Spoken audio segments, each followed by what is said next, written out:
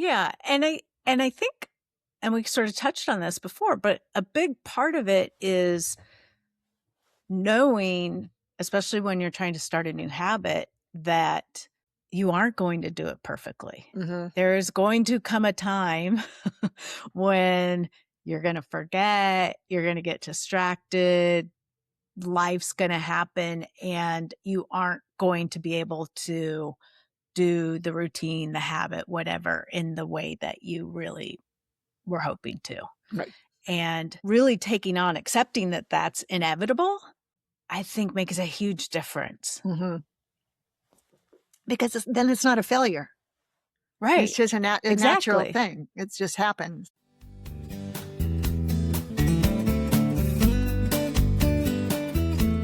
Hey there. Welcome to Getting to Good Enough. I'm Shannon Wilkinson. And I'm Janine Adams. We're here for practical and fun conversations about living with more ease and way less stress. Yep. We're all about embracing progress over perfection.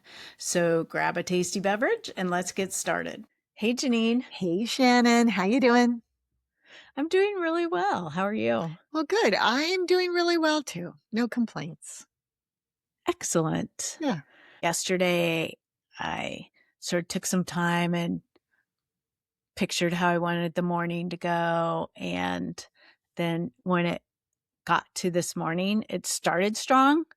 And then I got distracted by something. And then, it sort of all went, I wouldn't say wrong, but not as smoothly as I would have liked. So the good thing is you had an appointment to podcast, so that had to bring you back. But otherwise, there was a hard stop. That's right. Otherwise, you might have just called it a day. So this day is not going anywhere. I don't know that I would have gone that far, but I think the distraction and stuff could have definitely gone on for longer had I not had to, if I'm going to get a workout in, I have to do that now to have time to change and get ready to show up here. And that's right, because stuff. And so it's pretty. I mean, we meet at 10 your time, noon my time, which allows me to get a lot of stuff done before we record. But that's pretty early for you. And if you're going to get a workout in, I'm impressed. Yeah, I mean, I normally do, but I had high hopes of getting work done in between the workout and the podcasting. Yeah. That did not happen today. But you got the workout in, so that's impressive. And to me, I probably would have prioritized the work over the workout because I hate working out. And so, although I did also work out this morning, but it was at after 10. So yeah.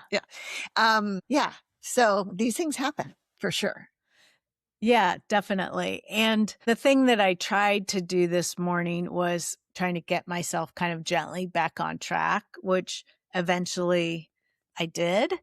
But I think it would have helped if I had sort of thought about what was likely to get me off track and how to handle that when it comes up. Yeah, that can be a really excellent strategy. And so what does that look like in this example of distraction? Is it like, I was just thinking this morning, what I did was I was going to go on Facebook and I also had a list of stuff to get done and I didn't want to fall into a rabbit hole. So I set a timer for only 2 minutes and that was enough to get me out of it. It was very helpful. I will often set a timer, but it's usually a little longer than that. But what sort of strategy might you use to if you anticipated this distraction? Well, what's sort of funny is last night when I was thinking about it, I was anticipating that what was most likely to happen, because what I've been doing is I've been getting up. I've been having a hot beverage every morning, which you'll be happy to hear. I know, right? You always feel I think you feel a little sad for me that I don't have a hot beverage. I do. Yeah. What have you been drinking as an aside? It's called Everyday Dose, and it is instant coffee, and then the caffeine is reduced and it's low acid and also has 2 different kinds of mushrooms in it and collagen powder. Okay. I was figuring there was something added to it that would be beneficial for your day. Now I understand. Yeah. Yeah. Yeah. And so you mix it with hot water, and then I froth some soy milk to go with it and have a nice morning latte while I do Wordle and the crossword. Is it delicious? I enjoy it a Yeah. lot. Yeah. Mike doesn't care for it. I see. Barry won't even try my coffee because it has mushroom powder in it, which he deems disgusting without ever having tried it. So does Mike. Mike is always like, "Oh, it smells horrible." I'm like, you can't smell anything. What are you talking about? He's going to listen to this and be like, it does smell horrible. Okay, so I've taken us off course by inquiring about your beverage. Let's go back to it. So you have your beverage.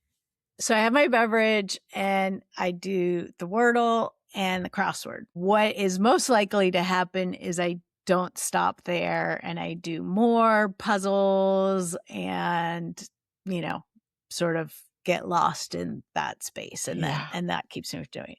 But so last night I was thinking about it and it was like, if I have enough time, I can go back to those later and that will be really fun. If I have the opportunity to do those in the afternoon when I'm ready for a little break, and it'll feel really good to, you know, move on and do this thing and that thing. What I didn't think about is if a friend texted me and had a bunch of questions, and then I got into a texting thing, and then I sort of forgot what I was doing. And were the questions about Wordle? No. Oh, it was something that a story that I had told her, and she was clarifying something, and I see. So we were sort of going back and forth, and I was sending pictures and stuff. And then somehow I don't even know what happened. Oh, and then I got a text from a client who I hadn't heard from for a while. And so I wanted to get her scheduled. And then all of a sudden it was an hour before we were talking and I still hadn't done my workout. And I thought that I would be done with my workout 2 hours before we started talking. I don't know where all the time went. It is amazing. But, you know, it's tricky, right? Because our work does involve communicating with our clients and our coworkers and so forth. And so if you want to be responsive, I've never had the discipline to, you know, close my office door, if you will, and not communicate with anyone. So I think you're right that having some strategies to get back on track after those really inevitable distractions, or or maybe we're talking about an exercise routine that goes off the rails, and it doesn't mean you can't ever exercise. Or actually, now that I think about it, I'm traveling this weekend. And you travel more than I do, so I'm sure you experience this. But I was thinking about, I've got some things going on, trying to build some routines around time management and exercise. And traveling is going to totally mess that up, I imagine. So before we started talking about what we were going to talk about today, I was thinking about that. I was like, okay, how will I ensure that this doesn't go by the wayside when I get back? Because it's definitely an out of sight, out of mind situation sometimes. Yeah. Well, and I just traveled last weekend, I think. I don't remember. I take my exercise with me. So I bring my running shoes, which is easy. And then I have an exercise band that has a piece of webbing in it that you can close into a door. And so I can do my shoulder PT exercises and stuff with that. So I don't have to carry weights. I don't have to, I mean, it's a little thing that wads up into a handful that I can take with me wherever. So I build it in to my travel and, you know, sort of think about it in a pared down way. Like, you know, I'm not going to do a full hour of exercise, but I can go for a 20-minute run. I can do 10 minutes of PT. Yeah. It's not an all or nothing. It has to be perfect situation. In my case, Right. since my main form of exercise when I'm not with the trainer is walking upstairs, that's Mhm. harder. I mean, I guess I could go and going to see my friend Ann. She lives on the 3rd floor. I could I could go up and down the stairs a lot, but Yeah. I also could do something else. And in fact, she Right. offered the opportunity to go to her gym. I did not respond. They probably have a stair climber there. Ew, that sounds horrible. But yeah, that's so weird. That is so funny.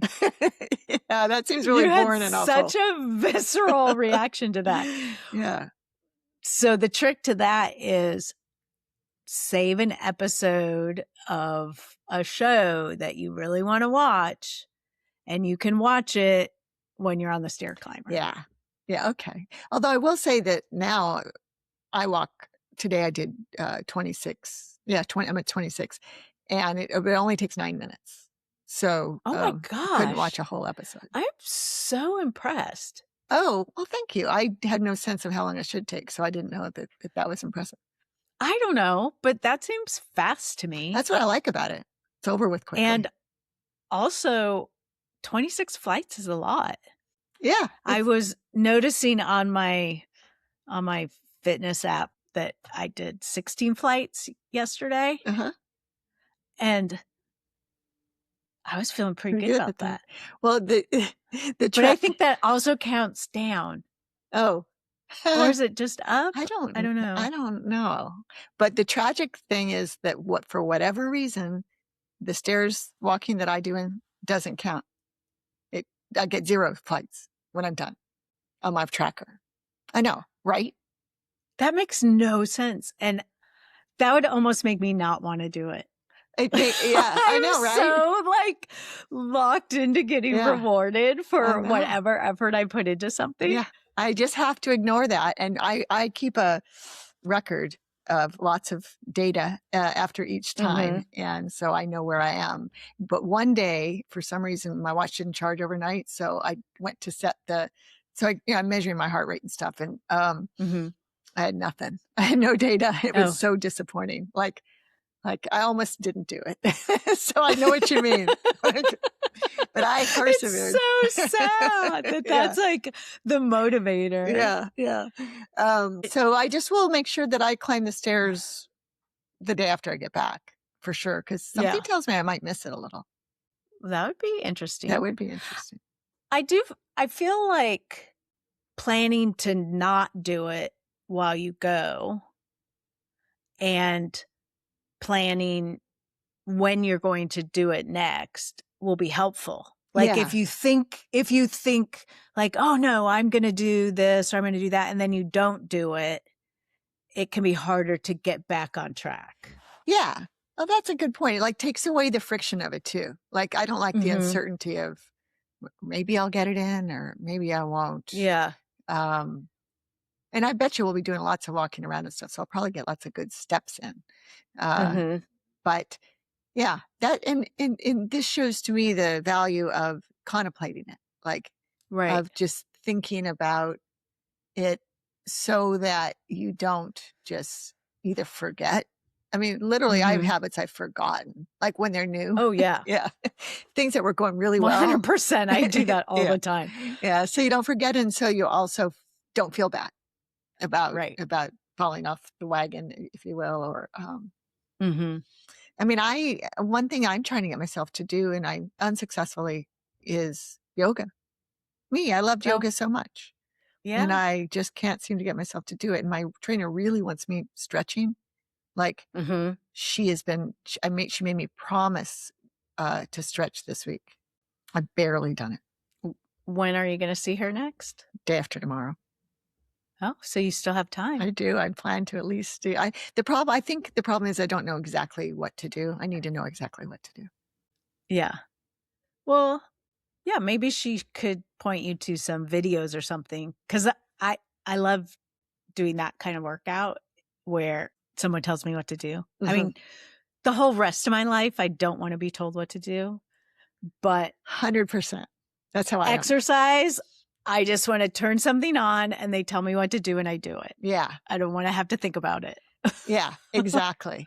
That's why I love yoga. I mean, I just go along with what Adrienne says. But maybe there's just like stretching a videos. couple. Yeah, but I mean, there could be a couple of Adrienne videos that do the stretching that you need, and you just do that. Yeah. Every other day or every day, or I don't know, Right. whatever. Or whenever. Right. That's, I've been thinking that. Have I done it? No. But I did promise. So I will do it and I will be honest about it. My quads and my hamstrings are crazy tight. And there's a new Stretch U. I think it's new. Do you know Stretch U? It's a place where they stretch you, which sounds like hell to me. But actually, they open one nearby. I walk by it all the time. Like, maybe I should go in there. What? Who are you, Janine?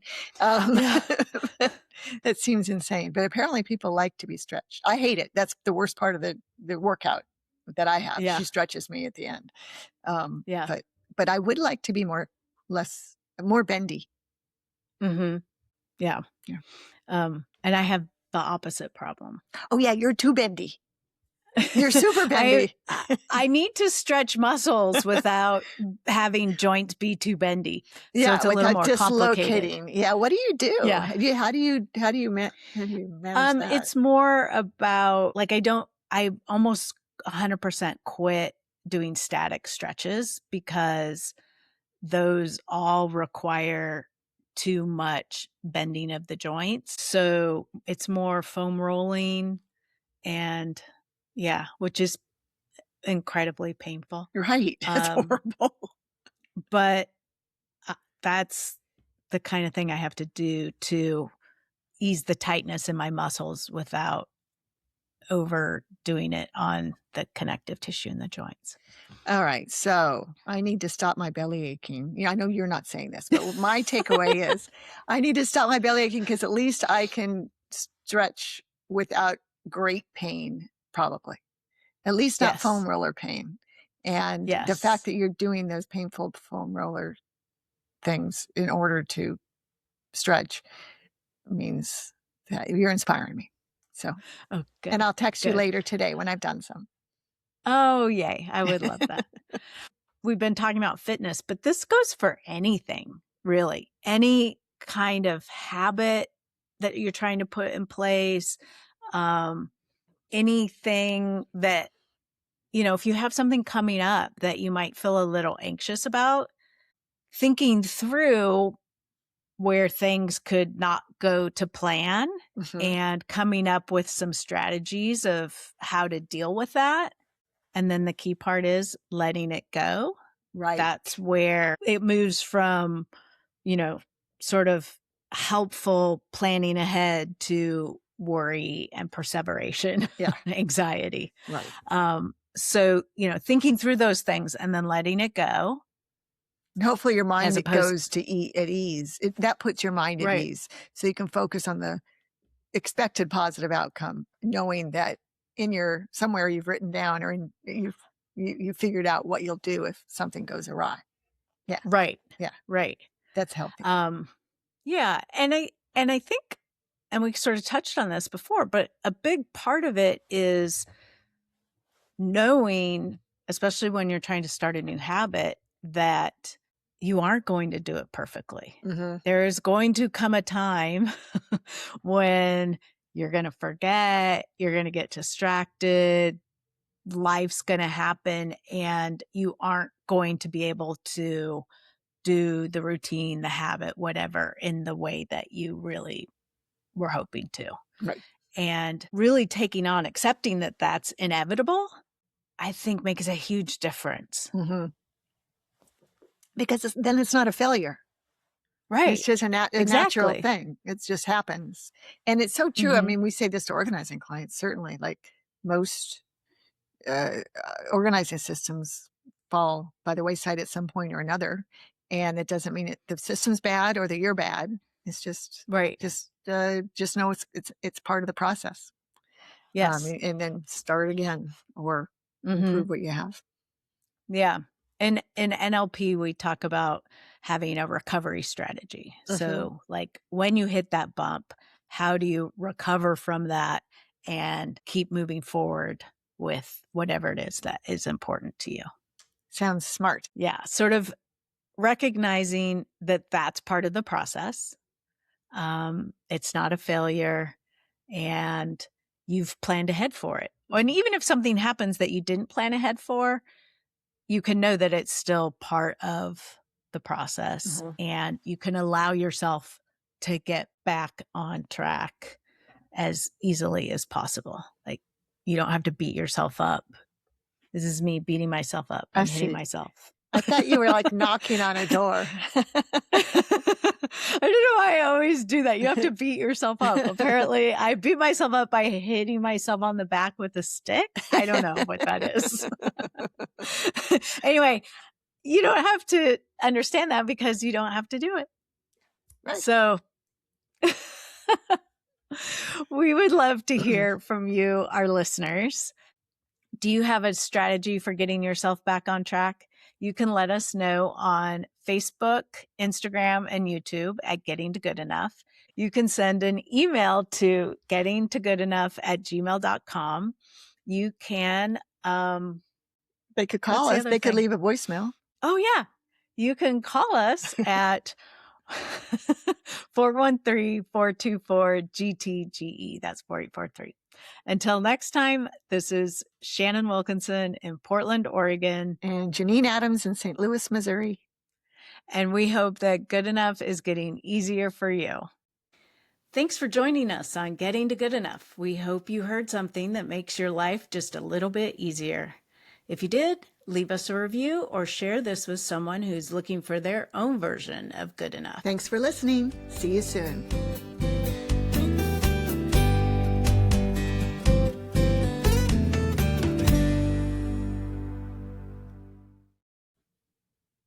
I think I do this like a stick and a carrot. Like, I think that's Seriously? where that comes from. That's so weird. It is weird.